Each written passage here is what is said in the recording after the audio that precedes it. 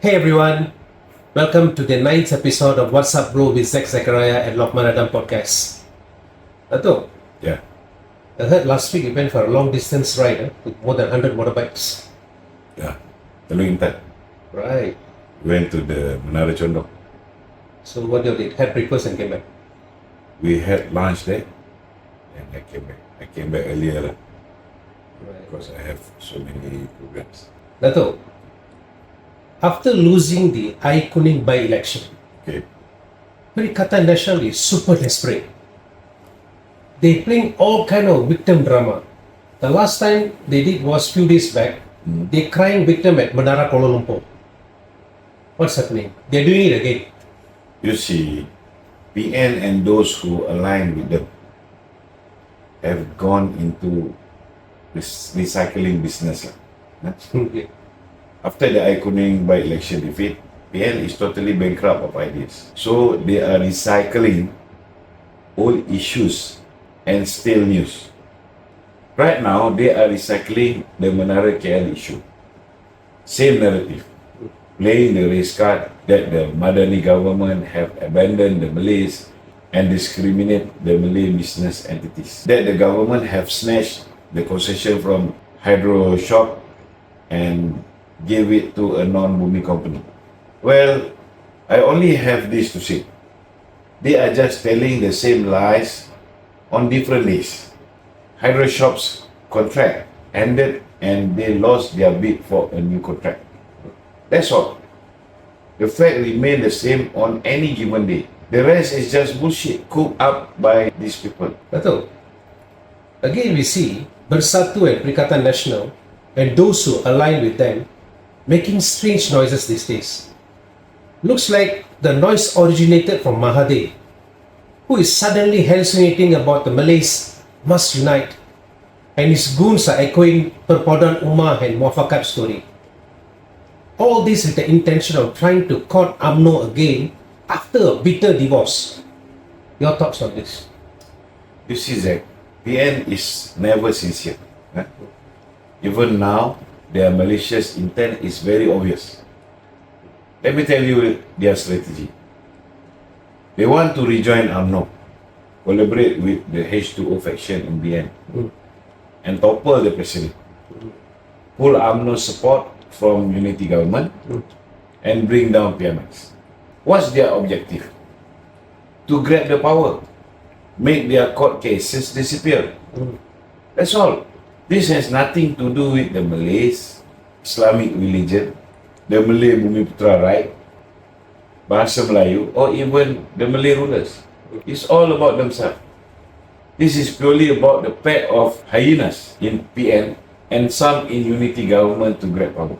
So don't be fooled with the story of Malay unity and Perpaduan Ummah by Perikatan Nasional.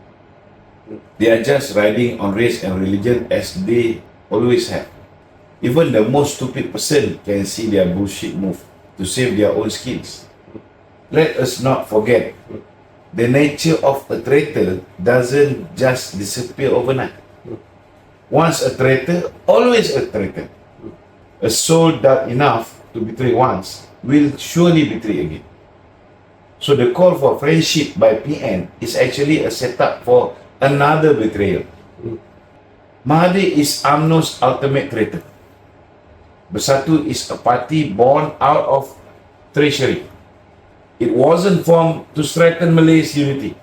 It was built to destroy UMNO and grab its role. When that mission failed, they now come crawling back asking for friendship. How can we forget that they aim to kill UMNO politically? When the bullet didn't penetrate, now they want to make peace. You are not stupid, brother. Dato, yesterday, PMX called for a special parliamentary sitting to address Trump tariff, its impact on our international trade, and our game plan to minimize the impact.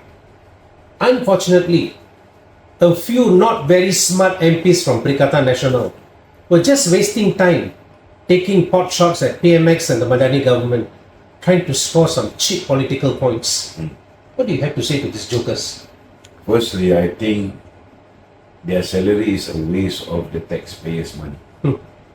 PN is the worst opposition coalition in the history of Malaysian Parliament. Hmm. Their work is to score political points by painting the government with lies, slander, and baseless claims. They think they are elected only to bring down the ruling government because that's all they can be seen doing. Always working hard to tebuk atap. They are not doing any real member of parliament's work. They only criticize and condemn the Madani government, but they themselves do not have ideas, no vision, no policies to offer to the public.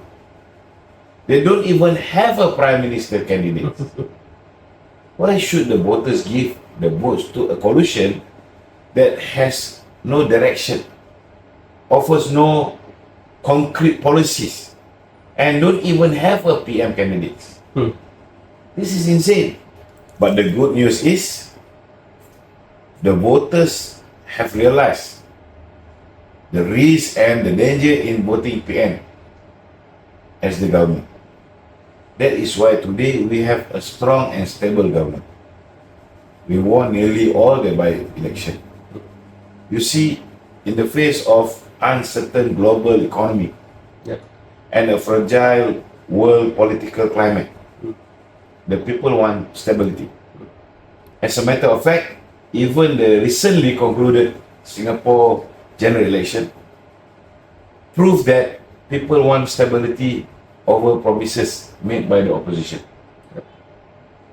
You know, Kerajaan Perpaduan or the unity government is not only new reality, but also the future of politics in Malaysia.